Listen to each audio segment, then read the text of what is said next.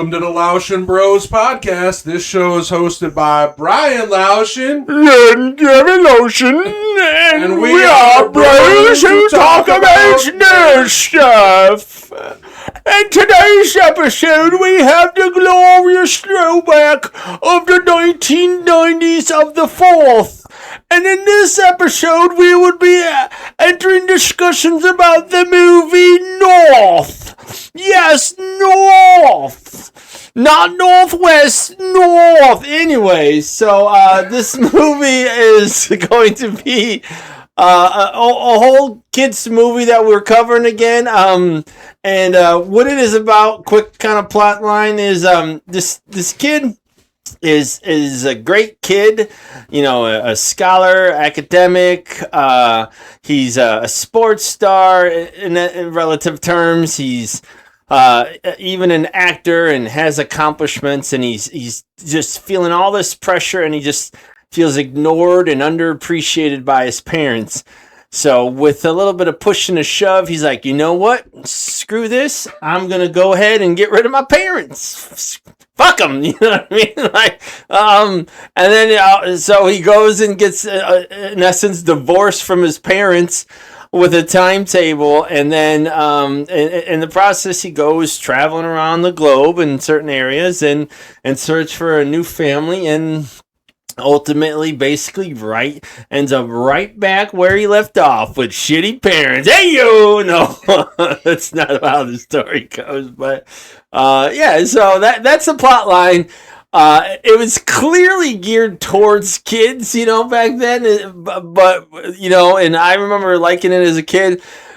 I gotta admit, Brian, initial thoughts were I did not enjoy it as much as an adult. Oh, this movie was bad. I didn't really like it either. I mean, going around all these different cities to find parents, like, do they not have, like, adoption agencies in the 90s? Well, I mean, like, there's a ton of lawsuits, I'm sure, pending. Like, dude, the matter of solving that case was about a matter of 5 minutes on movie screen time. He's like, I don't need any deliberation. It's over. I'm like, what the? And then the part at the end of the movie, spoilers alert, but the judge is like, you have to be physically in the arms of both of your parents. Yeah, as they're in, weirdly enough, they're in a department store when this has to happen, not at home. Yeah. A department store. So I think the concept in general was actually, I think the idea of it is kind of, you know, very kid-like, very 90s, right? Like, I mean, he was a child-like prodigy, like in a sense. Hauser. Although he said he had a 91 for his school like average, I'm like, that's bullshit. Get the fuck out of here with that BS. Anyways, go on. Yeah, I mean, it was cool seeing, like, visiting the different types of, like, families and stuff like that. I mean, I guess that part was cool. I just didn't buy the story. I couldn't get behind it. So this I do not feel the same way about this as I did Waterworld. That's two different feelings.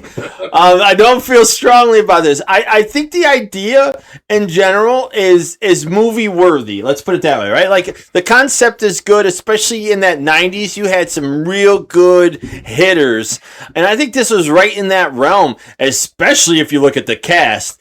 But then as the story gets into it, I think the writing ended up really kind of shooting itself down. I don't know, just something about it. It didn't play out well, and like it could have been like some of the reasons and excuses, like where he's going to different families. I was like, this is kind of lame, but you know, it is what it is. It didn't resonate with me at all. Like as an adult, like in the same thing, but. I thought you were excited to go back and watch this movie. I was. See how bad it was. Well, I didn't expect it to be as bad as I think I ended up being actual story-wise. I'm like, oh, this is a little cringy. I'm like, oh, this is bad. But I definitely was excited to see it. So, let me get into some. We'll start some of the actual story. So after this all happened, and he gets the approval from the court that okay, so it happened like right at July 1st. So he had a 2-month period. So in 2 months, like was it Labor Day technically Labor Day. So it was about 2 months.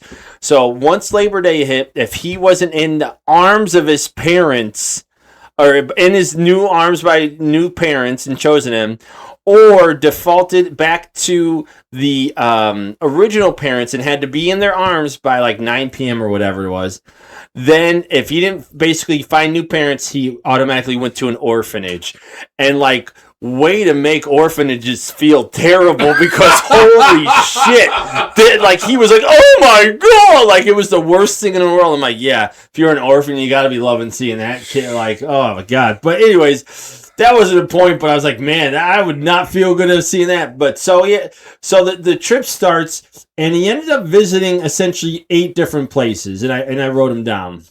And we can go into one by one. Does that sound like a plan, Brian? We'll go into one by one. I mean, we can. They can be fast, but they can certainly be fast. But like I said, I mean, you kind of already hinted at it. I mean, they had an all-star cast, which we haven't got to, but the story was just one of those things where the story is everything. It kind of, I think, killed like questioning why this was even made, I guess. Like I said, I think it was a kid appeal movie. Like I think it makes sense for the. But 90s. They even have like adult undertones in some of the like quotes and lines. Of course, but have you seen any modern day Pixar movies? Watch any of them. You don't tell me you don't hear some adult lines and undertones, and those are even more childlike than these things. These movies are made for both audiences because they know parents got to sit with the kids. So when you get one of those, that's not what your mother says, or some shit like that, that is what that's about. Like, all right, so that's to be fair, that's fair. Yes, you are right, but I think it's just a means to cover some of these. I think we'll like just give it like, to me, some of the, as I was saying, the ridiculous reasons of moving on and whatnot. But at the same time, so we didn't cover this. At the same time, what is happening is he's going around his like best friend kid lawyer with his actual lawyer, John Lovett. They are working on making it so that the kids like turn the power against their parents, so that their parents will do what the kids say and create sort of a revolution, and then will vote for John Lovett so he can become president. And it's like, okay. The weird thing is, as the story goes further and further, what happens is, like, it kind of, in a way, ends up being just like a dream. And that's the weird part, is why was this part of the story? Because it really wasn't essential, but yet they included it. Do you feel like a lot of that was happening away from even the story itself? Which I feel like, okay, it made sense during the time, but then you get to the end and like, where the fuck does this come in at all? Well, they did hire that freaking assassin or whatever to try to kill him, to try to still make it happen. So I guess it just didn't kind of pan out the way, and so I don't know. But all right, I'm gonna go through the stops, even if it's relatively quick. So the first place they go is Texas, where he's like, the parents have lots of money and everything. Dude, he gets a song and dance, and like from the parents and the family. It's fucking crazy. It's like yeah. And then what happens is, the reason why he wants to leave is because their previous son who died was basically, they made him big. We like everything big in Texas. They kept on feeding him, so he gets so obese. Yeah. So that's what their goal was. There was a pretty funny line. I don't have a ton of quotes. This one was like, "Ball stick to your leg like crazy glue," and that was a line I really liked. I don't know why it was. Well, no, that whole full quote was from Joey Fingers, played by the great Mel Gibson. Yeah, he said, "Remember, kid, if you can't stand the heat, stay out of Miami." What metaphor is that? What metaphor? You ever been down here in August? Your balls stick to your leg like crazy. Yes, okay, that's right. I had it in the wrong spot. Okay. Right person, wrong timing. All right. All good. The second place he goes is Hawaii. All right, it makes sense. You wouldn't want to go because, or stay in Texas, you don't want to be force-fed fucking food and die like that, right? So. One of the funniest quotes in the whole movie was when they went to Hawaii. Like, oh, yes. So Governor Ho. Yes, that's their last name, Ho. So he was like, the only one barren spot on her whole island. Unfortunately, it's Mrs. Ho. Yes. This is what I was talking about, the adult undertones. But that's not crazy. What's crazy is you said it like this, like he was supposed to be 9 years old. 9-year-old kid doesn't know what the fuck barren means. What are we talking about? Like, and then also, now that you made me remind me, they were like, I don't want to be showing my ass on that commercial. Yes. So, no, it's more than that. So he does it. He's loving it. It seems great and everything. But what happens is they display a billboard, and the billboard's got like, I don't remember what it is, but something's pulling down it's his backside, and it's like pulling down his swimsuit, and you can see his butt crack. And Wasn't it like a welcome to Hawaii or some shit? It's going to be displayed all over Hawaii, and he got flipped out because of some like painting of his butt crack being shown, which I thought was ridiculous for the amount of shit you were going to get. Like, why would you be that upset? But then you kind of find out they were just going to make him basically like a poster child, and he was just a profit bunny, but whatever. So he goes past that one. Then he goes to Alaska. He goes to Anchorage, where, first off, I don't know if you agree or not. The mom and dad were being played there. So, okay, this is an interesting thing. Not related, but related to this. Do you know that Eskimo is considered basically like a racial slur? I did not know that. I found this out within probably last 5 to 10 years. So apparently that was commonplace for me, and I think even back then, because they used the word Eskimo in the movie. They have that in textbooks. Yes, yeah, but textbooks are dated, obviously. Well, yeah. But what happened is apparently the word that's preferred is Inuit. Inuit's the word that's like I guess Native American or something like that. Whatever the equivalent. I've never heard of that. So apparently what happened is people were using this word so often, that's just what they called, but it wasn't their preferred preference. Like across the board, it's supposed to be apparently not a nice word to be calling Inuits. So I was like, that's what I've come to understand. I don't know how right that is, but that's what I've been told, like pretty much universally. Eskimo's not a nice. They don't see that as a compliment. Let's put it that way. It's crazy how many ethnic slurs / pronouns there's in the world. Like you can't say the N-word. You can't say like. But that's the thing this has always been the way. Yeah. The problem is what happens is like what. The people there were different than our Native Americans, right? And they would call them that term, but that's not what they called themselves. You know what I mean? So it was always something that was kind of a negative context in how it was promoted, and that's why it was almost universally used, because it's not like there's a lot of representation there. So, but this was even before the wokeness hit. Like I learned about this a while ago. I'm like, holy shit! So I don't know how much the truth there is to that, but I did end up reading up about this, that apparently that's something that is more of a universal thing. But like the word redskin with the whole football things when we went through that. But that's the thing is, that's not a universal. Maybe in some areas that are, but there are plenty of Native Americans that actually were upset that they were changing that. Because I was reading heavily into that story because I was kind of annoyed that they were going to do it off of one group when I was learning that. But obviously I don't have a whole representation myself. But even the Cleveland Indians, do you know why the Cleveland Indians were named the Cleveland Indians? Because they were the first team to have 3 Native Americans on the team. First in the whole MLB. Like, there was a reason why they were called, they switched names to the Cleveland Indians.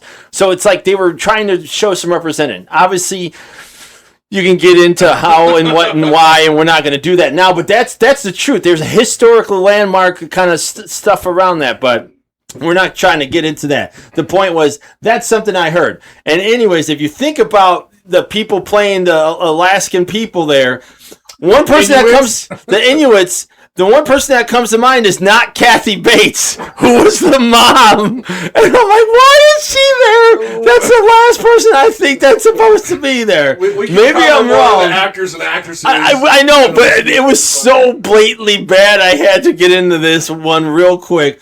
So, like, that happens, and apparently he really didn't have a lot of extended family, and then they go to send Grandpa off to die. Inuits don't have discrimination between. So there, I once again researched a little bit about sending old Grandpapa off on the ice cube to go die. So there's folklore around like people would do that or not, and apparently it was potentially done, but not really maybe as much as people think. If somebody would be willing to sacrifice themselves, it didn't happen as much but it was something that wasn't unheard of, because you got to remember the people live in frozen tundra out there. Food can be very scarce, and so if there was a food shortage and all that things, sometimes, and it did say rare circumstances. So I'm not saying it happened or didn't happen, but yeah, they made it sound like, it was almost like a freaking roller coaster ride where they were just sending ice plates off, and grandpapas and grandmamas were just going off to the wilderness to just pass away. I'm like, that's crazy. But once again, like it invoked a reaction like he didn't like that, so that's why he left. It was also pretty funny when he was talking about, like, I got so much time left. And what ended up being, and he's like, no, you only got a week left. And he's like, what do you mean? I just got here. He's like, yeah. Well, did you take this trek by foot? And he's like, yeah. He's like, it typically takes 7 weeks to do that. And then North goes, no wonder we stopped for lunch 49 times. And I'm like, all right, that's kind of silly. But at the same time, how the hell did you not know? So anyways, moving forward, the next place, this was the best one. This is the best one out of them. They stopped, they didn't specifically get into where, but they land a plane, and it's an Amish family and, like, village. And they're like, oh, yeah, you will be named, I don't even remember. There's only, like, 2 names they were mentioning. He's like, hold on, let me go get my stuff. And he goes back on the plane and takes the fuck off. Like, that was the only one that I actually really enjoyed. Then they go to China, where apparently he was gonna have to shave his haircut in some weird fashion, and he's like, "Nah, I'm out, bro." Then they go to Africa, where this was your adult undertone. So mom comes up to him, serving him food, and, typically back then, the stereotype was a lot of African families, the moms don't wear any tops. So this mom is seemingly serving him food with no top, and he's like, I don't think I'll be able to focus here. So then from there, they go to Paris, where they're watching, first off, the parents are just smoking hardcore next to him on the couch, and they're watching these old 60 reruns, and it's the same guy over and over, and he's like, nah, this is terrible. Like, these are pretty quick at this point. And then the last one he goes to visit before he goes back home is he goes to this, like, perfect family in New York, like, he's got a brother, he's got a sister, they're playing, the Nelsons are hanging out, having fun. Oh my God, this is like, oh yeah, it's so awesome. And so, but what happens is he gets to the point where he's like, yeah, they're cool, but they're just not my family, man. And so, at this point, he ends up, okay, so he wants to go home, but then he finds out his parents aren't there. So then he has to run all the way to fucking the department store mall, which is fucking stupid.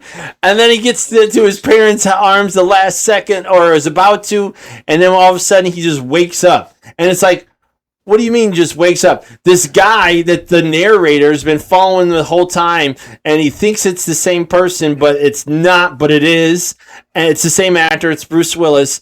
And all of a sudden he gets there, and Bruce Willis is the guy that he first saw to begin with. And he's like, hey, you need a ride home? First off, the department store's fucking closed, and he's just sleeping in a fucking couch chair lounger?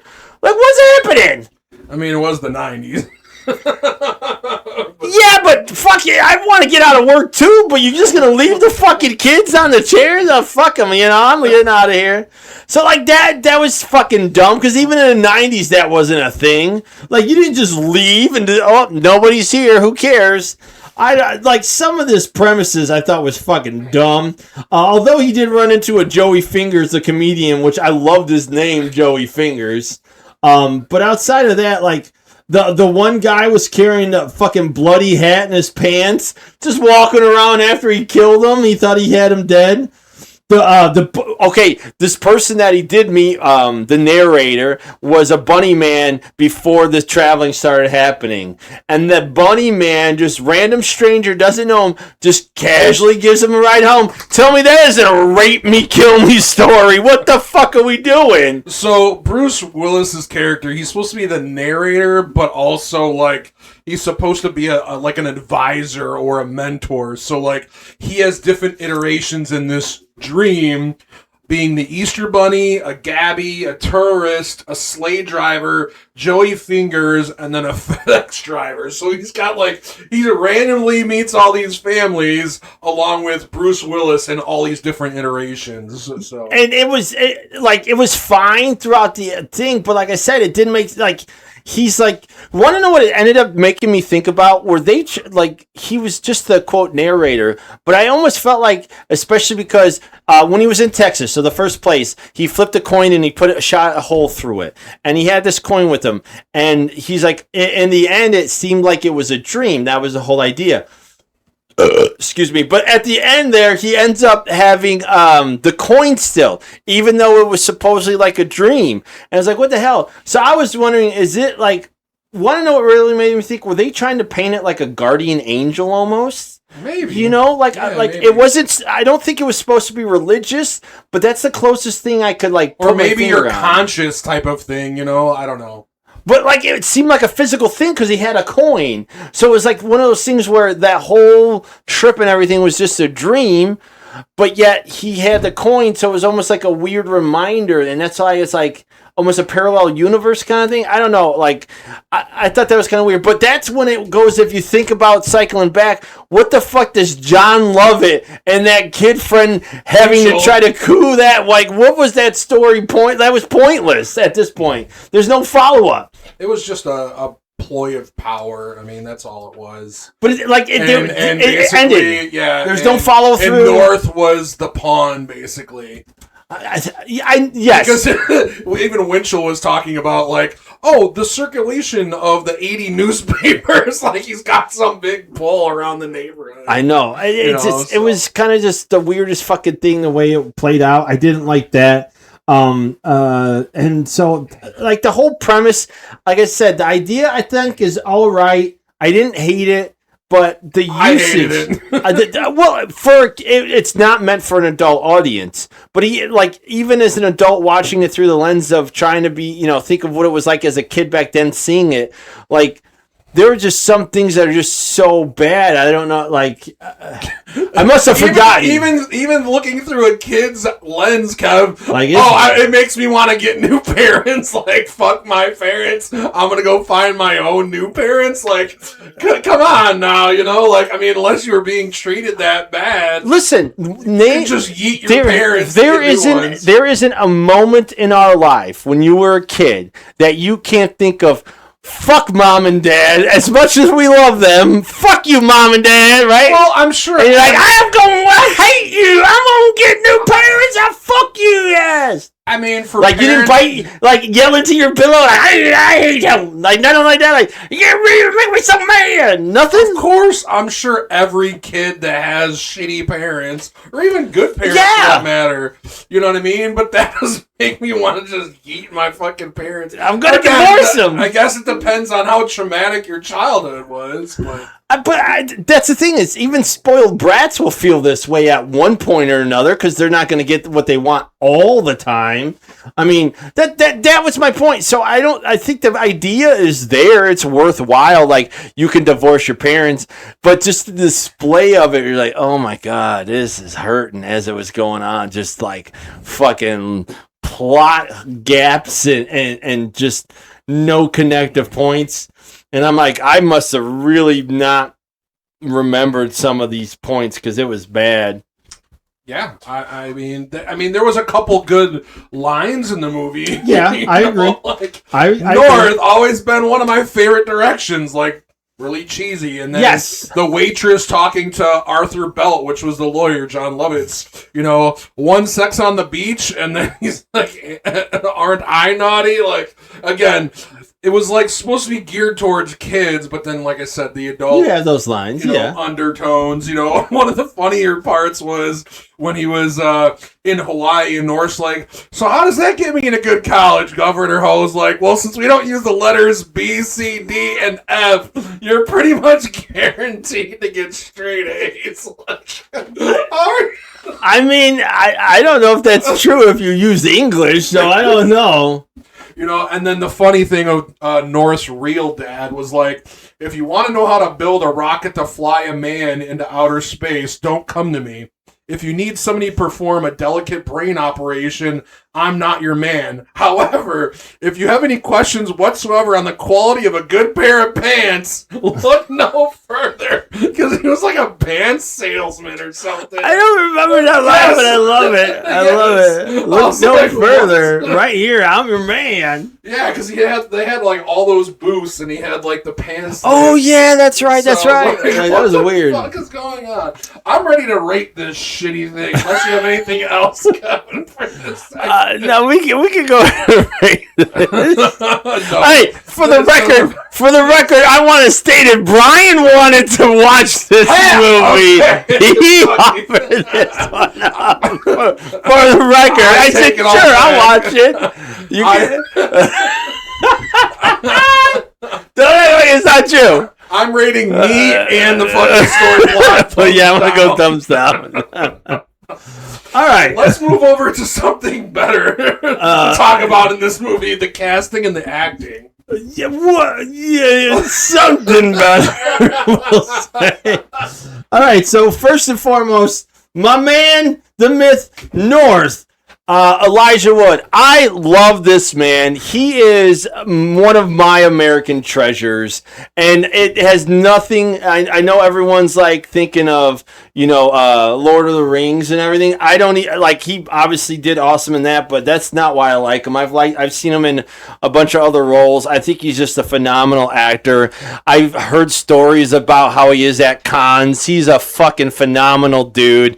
Like, this is a guy I would love to be friends with, kind of thing. Like, he's just a pal. He's got a big heart. Like, and that doesn't make a good actor a good actor. It just makes you love somebody more that they're a good actor and they're a good person. Like if you met them like on the street or in a restaurant or something, just like saying hi for 5 minutes or something like that. Like you hear a lot of these good stories of like Keanu Reeves and stuff like that a lot.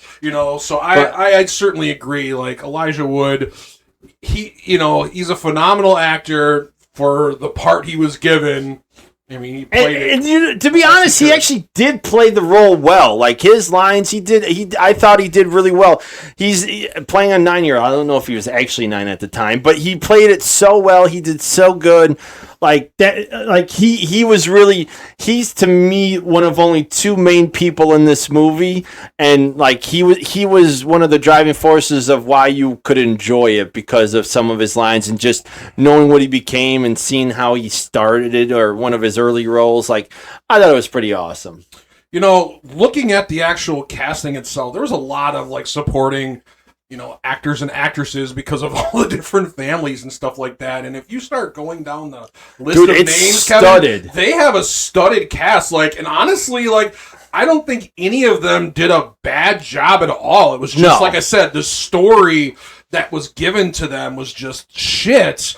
And so they were trying to, make the grass green with the fucking shit. But that's what happens is when you get a big cast, that means like with good actors, it typically means you got to pay them a little more than another cast, which means as soon as the money comes in, expectations increase. That's just plain how it is. The films that have no notoriety that are coming out nowadays, people have no idea, that are skyrocketingly awesome, most of the time have almost nobodies because nobody thought it. And even though it didn't cost a lot, they made a lot of money, and that's part of the reason why is the difference is even bigger looking than something like a Marvel movie coming out and expecting it to do big, because you got big chops, coming in there to do some of the roles. So I think, as soon as you have a cast like this, the expectations come in, and if you don't meet, it's like even breaking even's considered almost a loss because of that reason,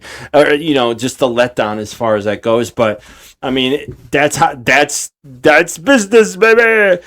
So the next main person, and like I said, I think there's only really two, is quote the narrator, Bruce Willis, which in reality, like I said, he could be considered like a guardian angel, but he plays multiple roles, even though he's the same person in a sense.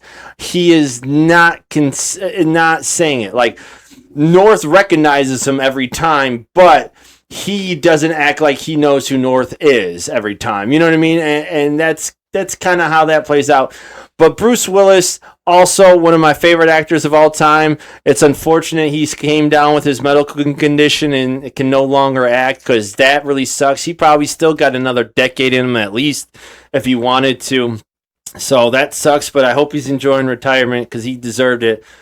So yeah, it was peak Bruce Willis, 90s, I no quarrels with his roles at all. Especially, it was almost awesome seeing him in the bunny costume, just because it was so like kind of the opposite of him a little bit. I love seeing all the different avenues and all the different personalities he did, because he was giving like advice each time in each of those roles, even though he didn't necessarily know North. He was still giving this, like, again, fatherly advisor type, mentor type advice. Like, oh, well, maybe your parents aren't so bad, blah, blah, blah, blah, blah. And that's my point. If you revamp this idea, but kind of trimmed it up a little bit better, I think this is that's what I said. I think this is a good idea. And instead of calling it North, I'd call the movie South. And then... Oh, God. You're fucking done, Kevin. No, there's no fucking hope for this movie. I had to do something. That was funny, to me at least. Or instead of calling it North, call it up or something. Oh, you can't do that down? I don't know. West? I was like, I don't want to start naming new Kanye kids, you know? I don't want to do that.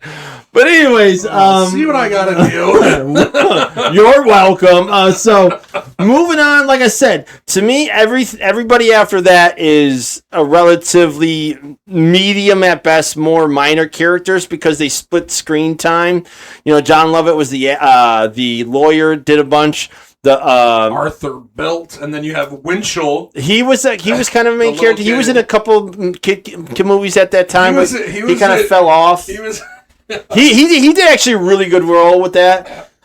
He did Little Giants, yep, I saw that. Great classic. But then you got like Jason Alexander and Julia Louis-Dreyfus, which is crazy to think that both of them were also in this movie and were also in Seinfeld. Anyways, you got Dan Aykroyd and Reba McEntire as Mom Politics.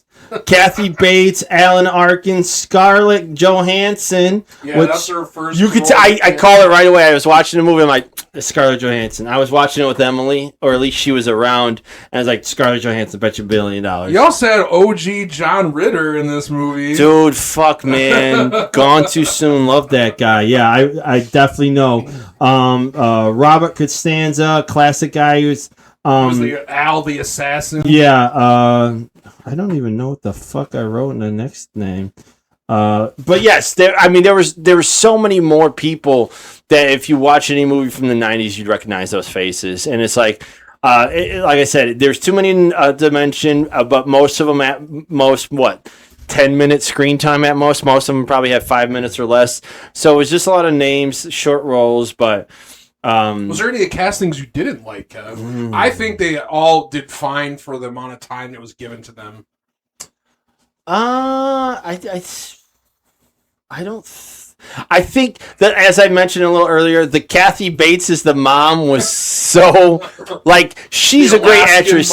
She's a great actress, but she does not look Alaskan, like Inuit, like at all. And I thought that was horrible as far as a casting. I'm like, they're just playing on and throwing like those stereotypical like headbands and outfits on and hoping that she passes for it. She could have been albino Inuit. Whatever. You say what you want to. I feel how I feel. So, great actress, but yeah, it just did. She didn't seem to fit. Outside of that, like there are plenty of people that like act in other ethnic groups, and I think you can do that, like with certain people's looks. I think in the movie Training Day, one of the Hispanic guys is actually Middle Eastern. But same thing in Short Circuit. Yeah, so you can do that. I guess the skin color does help a little bit, but there's like certain looks and features some people just have. Kathy Bates didn't look like she had features that were similar of an Inuit person. If you consider it all looking at the similar faces. There's anomalies everywhere, so it's not like it couldn't happen, but I guess I just know Kathy Bates more than that, and I was like, that's just fucking weird.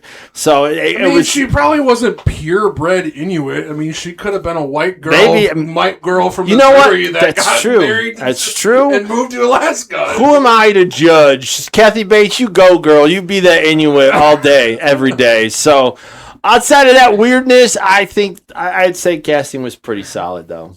All right, so rate this, Kev. Let's do it. I'm going thumbs up on casting. I'll go thumbs up. Thumbs up. Oh, don't need to do that. All right, so moving on to the best category, music and sound. I got nothing. You want to know my exact notes? Yes. They had a dance and a song number in Texas, and that's all I wrote because there's nothing else worthwhile. It sounds like sounds that match the match, and that's my expectation. If I don't have comments any more than that, it's probably because it made sense, and that's where I'm at with that. So I had a couple notes, not much. Cherry Pink and Apple Blossom White was like a cool jazz and blues, like awesome like music. They actually pulled a couple theme songs, some OG shows, Kevin. Father's Knows Best, never heard of that, from 1954. I know the name. Bonanza from 1959. I know the Bonanza. Andy Griffith Show from 1960 and Dallas from 1978.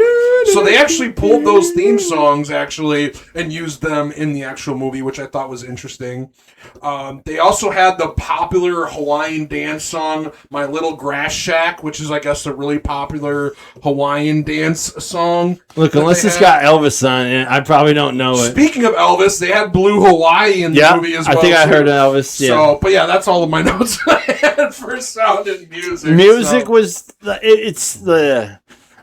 as I say, if it doesn't stand out enough for me, then I probably am not going to comment on it. But that means that's an expectation to be met. I would comment on it if it was subpar or above. That's kind of me, but there you go. And then we're going to go ahead and rate that. I'm just going to go mid of the pack. It was fine. Something like I said. You know me. I was going to go 4 thumbs up, but I had to. All right. Moving forward, we're doing some the visuals, special effects, wardrobe, editing, all that. I mean, there's not much to kind of go over here. Honolulu looked like Honolulu. But so the movie was actually shot in New York with additional shooting in Los Angeles, Hawaii, and Alaska, and then the Prince William soundstage and several glaciers. It did look like most of it was done in a studio, but then they did have some scenic spots. Like when they were in the igloo, they were clearly in a fucking. They were not in Alaska. Like even getting into the village, it didn't look like it. But there was at a point where they looked like they at least had some shots in there. So Texas would look like it was probably in Texas potentially because they were in a big ass field, or at least someplace that would look like Texas. So yeah, some of the shots were kind of cool. Like France was done in a room.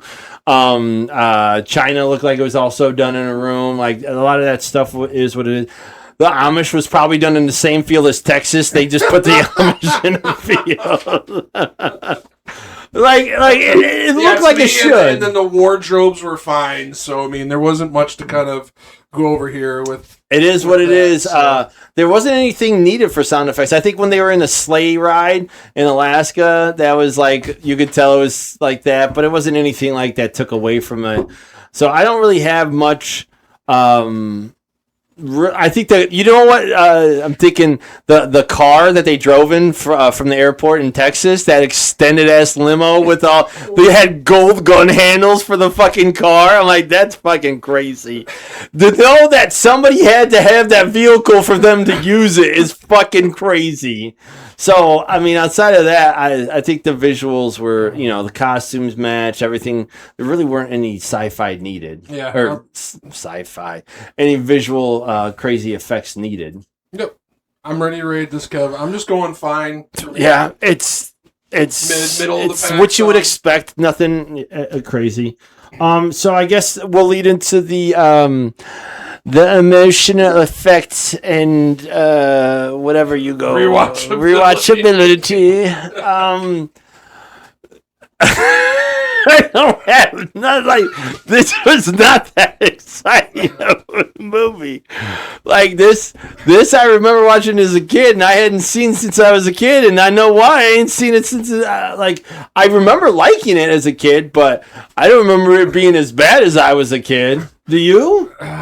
No, and I don't. I mean, this is probably the movie that's right above Battlefield Earth for me, which is saying a lot. We gotta eventually make some tiers. We'll try to make some tiers. Everything we've reviewed, and maybe we'll make like 5 tiers. I'm gonna write a note of that. I like that idea. We'll be like, what tier would you put this bullshit in? They do have the ranking system where you can do the S tier and A, B, C. And you know what? Maybe what we'll do, we're like live planning. Yeah, we're like live planning. Could be like the 50th or 100th episode. Dude, like what we'll do is we'll make like a dry race board with all this nonsense. And this is where this bullshit goes. I don't know. We'll figure something out for funsies. Okay, yeah, that'll be fun. I like that. Yeah. I think tier wise, you might not be off.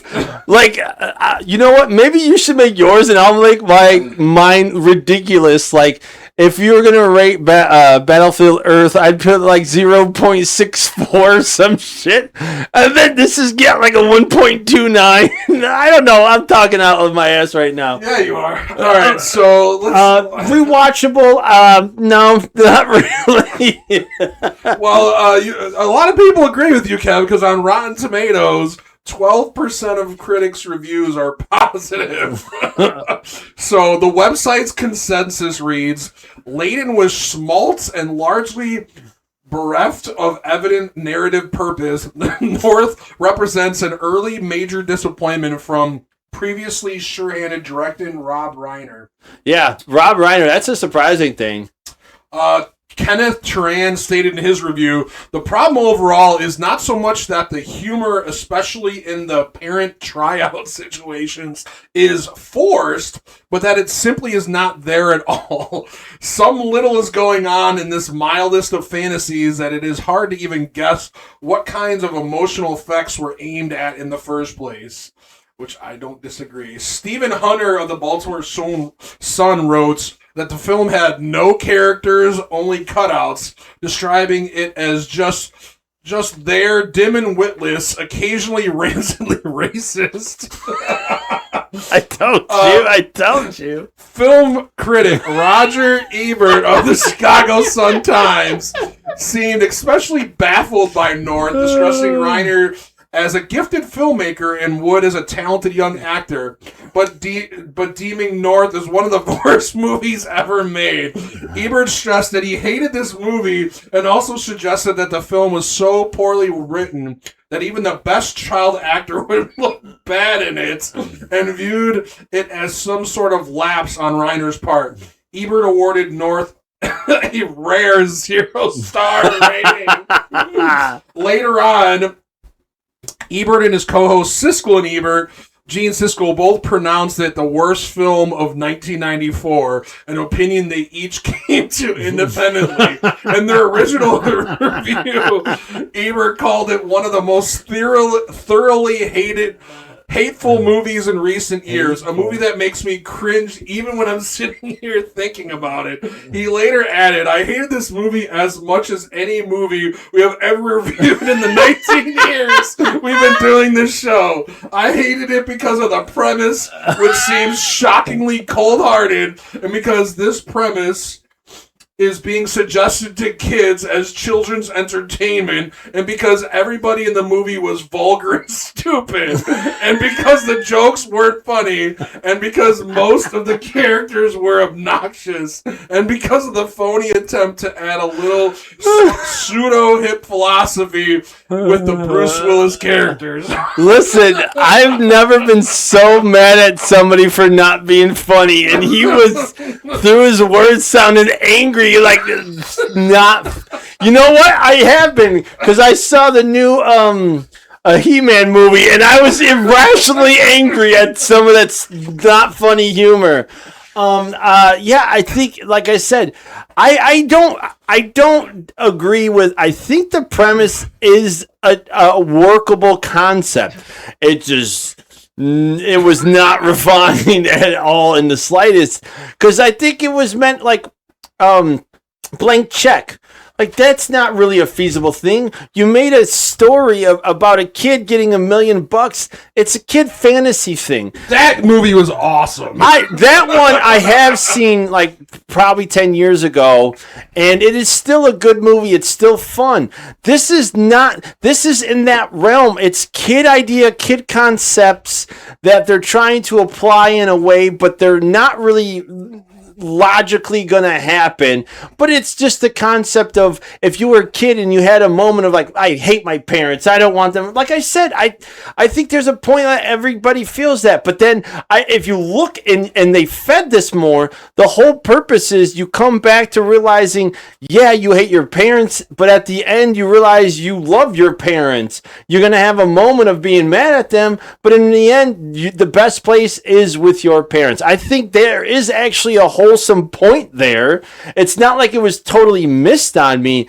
It's just written like goddamn trash, and that's really. But they could tell a story like that in 10 minutes. You don't need an hour and a half. They could tell all these stories in 10 minutes, Brian. It's not. It's the point is you spice it up. That's the point. That's Hollywood in a nutshell. What, do I gotta really take more than 2 minutes to tell you about a guy who sucks blood and then gets stabbed in the heart and dies? That's it. Sunlight's on him, he turns to fucking stone. I took, 10 seconds? Like, everything can be done fast enough if you make it, and it can be dragged out long enough if you make it. I just think that the way writing was done, especially for somebody that should have done better with a better casting, it just feels like maybe they were fucking drunk. I don't know, because it just ended up like a lot of it missed the mark. And to hear those comments about how mad they were, that's funny. Yeah, I'm rating this thumbs down. I'm going double thumbs down. No emotional attachment for me. That's a whole down thummy too. So overall, I think there's just not enough content, even with a good cast, that you're ever going to see. To me, I've said it before, I'll say it again, it's all about the story. You can have unnamed actors. If you got a story, it will sell itself, and I don't think this has it. It really is bad. Do yourself a favor, and if you're on a nostalgia kick, do not watch this. This is one you can kind of phase out of that library. Yes, if you got it. Yes. Even if you're trying to go back and watching older movies of these actors and actresses, definitely don't add this one to the list. Like you almost forget you're watching the movie, and then it's over, and you're like, "What the fuck just happened?" Like, it's kind of flies by, and you're like, this is really a fucking movie? And it's just like, you just mind lapse through it. And this is not like a fun movie where it's just like, you can't really get behind like the characters because the story's so bad. I don't know. Yeah, like, it's not fun to me. And you don't get into it. Like you're like you want to be invested, but it's just like, I think with some of the, it feels like almost shallow, or like, Like, you can't emotionally get into it. It's like, I don't know. It's just not good. I think that's the best words I got. I felt bad. Like, felt bad. I even now want my money back. So, I mean, I don't know that there's much more to say. Not the worst. Not the worst. As we talk, we'll get some tearing going. Not the worst, but not worthwhile for sure. Like F minus, like definitely an F minus. I don't know. It's in the F tier, that's for sure. I wonder. Maybe we'll get like cool name tiers. Oh Lord, like I don't know. I'm intrigued to come up with something at some point, and we'll have like. I'm thinking 5 tiers right off the top of my head. That's where I'm at. We'll figure something out. Anyway, thanks for tuning into this episode. Yeah, thanks for nothing, because this was not worthwhile for you guys. We're sorry. If you'd enjoy the podcast but not the movie, yes, please make sure you keep supporting us. On social media.